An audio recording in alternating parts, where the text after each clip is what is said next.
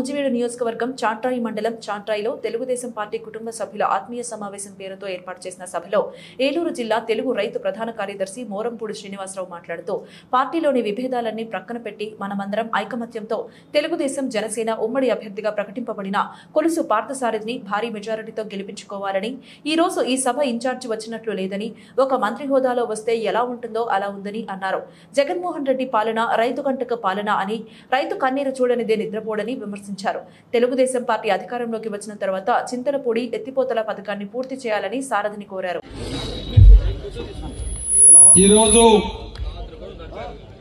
చాట్రాయి మండల తెలుగుదేశం పార్టీ జనసేన పార్టీల ఆత్మీయ సమావేశానికి ముఖ్య అతిథిగా విశిష్ట అతిథిగా నిన్న భీష్మ ఏకాదశి రోజున ఒక శుభముహూర్తాన నూజివీడు నియోజకవర్గ తెలుగుదేశం పార్టీ బాధ్యులుగా ఎంపికై మొట్టమొదటిసారిగా మన చాట్రాయి మండలానికి విచ్చేసిన శుభ సందర్భంగా ఇక్కడ ఇవాళ అన్న నందమూరి తారక రామారావు గారి విగ్రహానికి పూలమాల వేసిన దగ్గర నుండి ఈ సభ జరుగుతున్న తీరు వరకు చూస్తే నాకు ఒకటి అనిపిస్తా ఉంది, మీకు కూడా అదే అనిపిస్తా ఉంటుంది. బహుశా ఇది ఇన్ఛార్జ్ గారు వచ్చిన సభ కాదు, అధికారంలో ఉన్న పార్టీకి ఒక మంత్రి గారు వచ్చిన సభలాగా జరుగుతుందని నేను చెప్తా ఉన్నా. నాకు అనిపిస్తా ఉంది ఇదే విధంగా మనం ఐక్యంగా పనిచేసి ఇదే ఊపుతో తెలుగుదేశం పార్టీ కార్యకర్తలందరూ కూడా పనిచేసి ఇవాళ తెలుగుదేశం పార్టీ జనసేన కూటమికి ప్రజల్లో ఉన్నటువంటి ఆదరణను మనం ఉపయోగించుకుంటే మన సారథి గారిని నూజివీడు నియోజకవర్గంలో ఎమ్మెల్యేగా చేసుకోవడం ఖాయం. దానికోసం మనం మన మండలంలో ఫస్ట్ మనం మెజార్టీ తెచ్చుకోవడానికి ప్రయత్నం చేయాలి. ఏ గ్రామంలో ఆ గ్రామంలో విభేదాలు మరిచి ఐకమత్యంగా ఉండే ఓట్లు సంపాదించడంలో పోటీ పడదాం. మీ ఊళ్ళో కంటే మా ఊళ్ళో మెజార్టీ తెప్పిస్తానని పోటీ పడదాం. ఆరోగ్యకరమైన పోటీని మనం పెట్టుకుందాం. మన సారథి గారికి మన మండలంలో మెజార్టీని చూపిద్దామని చెప్పి ఈ సందర్భంగా నేను తెలియజేస్తా ఉన్నా. ఇకపోతే ఈ మండలానికి జగన్మోహన్ రెడ్డి ముఖ్యమంత్రి అయిన తర్వాత తీవ్రమైన అన్యాయం జరిగింది. పెట్లవారిగూడెం ఎత్తిపోతల పథకం మన తెలుగుదేశం పార్టీ హయాంలో నారా చంద్రబాబు నాయుడు గారు మంజూరు చేస్తే ఈ విధ్వంసకరమైన పాలన అందించినటువంటి జగన్మోహన్ రెడ్డి వచ్చి రాగానే దాన్ని ఆపటమే కాదు క్యాన్సిల్ చేశాడని చెప్పి నేను ఈ సందర్భంగా మన సారథి గారికి గుర్తు చేస్తా ఉన్నా. ఎందుకంటే మళ్లీ మంత్రి గారు అయిన తర్వాత శాంక్షన్ చేయించుకోవడానికి మేము వెళ్తాం కాబట్టి. అదేవిధంగా చింతలపూడి ఫేజ్ 2 ఎత్తిపోతల పథకం మళ్ళీ పోయినసారి మన చంద్రబాబు నాయుడు గారు ముఖ్యమంత్రి అయి ఉంటే అది పూర్తయి గోదావరి నీళ్లు మన మండలానికి వచ్చాయి, మొన్న కరువు వచ్చేది కాదు అని చెప్పి నేను ఈ సందర్భంగా తెలియజేస్తా ఉన్నా. ముఖ్యంగా జగన్మోహన్ రెడ్డి గారిది రైతు కంటక పాలన, రైతు కంట కన్నీరు చూడండి, ఆయనకి నిద్ర పట్టదు. వ్యవసాయాన్ని విస్మరించాడు, నాణ్యమైన విత్తనాలు ఇవ్వడు, స్ప్రింక్లర్ గాని డ్రిప్ గాని సబ్సిడీ మీద ఇవ్వడు, రైతు రథం ట్రాక్టర్లు లేవు, కనీసం ఒక నట్టు బోల్టు కూడా ఇవ్వడు. ఆఖరికి మిచౌంగ్ తుఫాన్ వచ్చినప్పుడు పంట నష్టం జరిగి రైతులు అలోలక్షణ అంటున్నా గాని కనీసం పంట నష్టాన్ని అంచనా వేసిన పాపాన పోలేదు.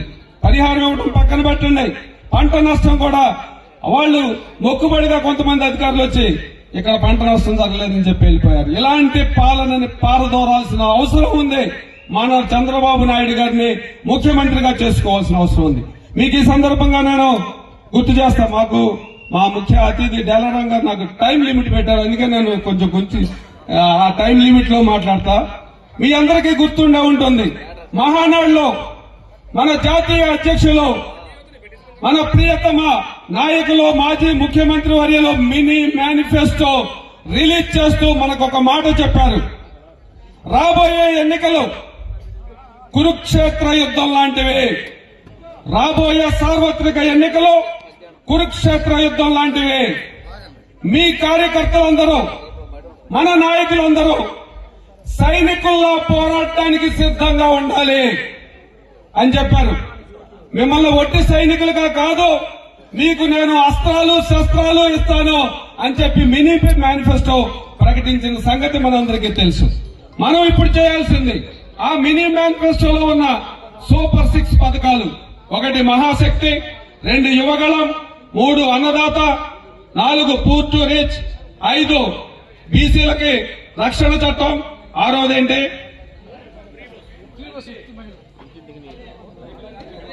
6వది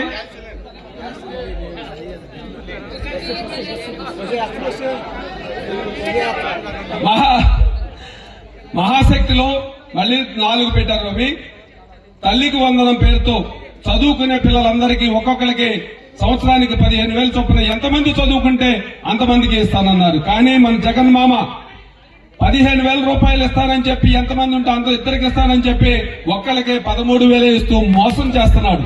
మన చంద్రబాబు నాయుడు గారు వస్తే 15,000 చొప్పున చదువుకునే పిల్లలందరికీ ఇస్తారని చెప్పి మనం అందరికీ తెలియజేయాల్సిన బాధ్యత మన మీద ఉందని చెప్పి మీ అందరికీ నేను గుర్తు చేస్తా ఉన్నా. అదేవిధంగా 18 సంవత్సరాల నుండి 59 సంవత్సరాల లోపున మహిళలందరికీ కూడా నెలకి 15,000 రూపాయల చొప్పున సంవత్సరానికి 18,000 ఇస్తానని చెప్పి హామీ ఇవ్వడం జరిగింది.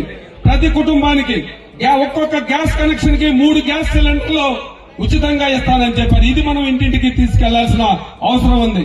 ఆడపడుచులకి జిల్లా వ్యాప్తంగా ఆర్టీసీ బస్సుల్లో ఉచిత బస్సు సౌకర్యం కల్పిస్తానని చెప్పడం జరిగింది. వీటిని మనం అస్త్రాలుగా ఉపయోగించాలి, ఇంటింటికి తీసుకెళ్లాలి, ఓటర్లను చైతన్యవంతులను చేయాలి. సంక్షేమం వెల్లివిరుస్తుంది మన చంద్రబాబు నాయుడు గారు వస్తే అని చెప్పాలి. చంద్రబాబు నాయుడు గారు ముఖ్యమంత్రి అయితే వ్యవసాయాన్ని పండగ చేస్తారు. ప్రతి రైతుకి కూడా సంవత్సరానికి 20,000 రూపాయల చొప్పున అన్నదాత పథకం కింద ఇస్తానని చెప్పడం జరిగింది. ఇవన్నీ కూడా మనం గుర్తుంచుకొని ప్రజల్లోకి తీసుకెళ్లి మన చంద్రబాబు నాయుడు గారు మళ్లీ ముఖ్యమంత్రి కావాల్సిన అవసరం ఉందని చెప్పి మనం తెలియజేస్తూ మనందరం కూడా ఈ రాబోయే 50 రోజులు కష్టపడి పోరాటం చేసి అలుపెరగకుండా శ్రమించి ఈ మండలంలో మనం మెజారిటీ తీసుకొచ్చి మనం సారథి గారికి బహుమతిగా ఇద్దామని చెప్పి నేను తెలియజేస్తా ఉన్నా. ఈ సందర్భంగా ఒకటి తెలియజేస్తా ఉన్నా మీకు, మనకి విద్యావంతులు, పరిపాలనా దక్షులు, అనుభవశీలి అయినటువంటి ఒక మంచి అవగాహన ఉన్న నాయకుడు మనకి ఇక్కడ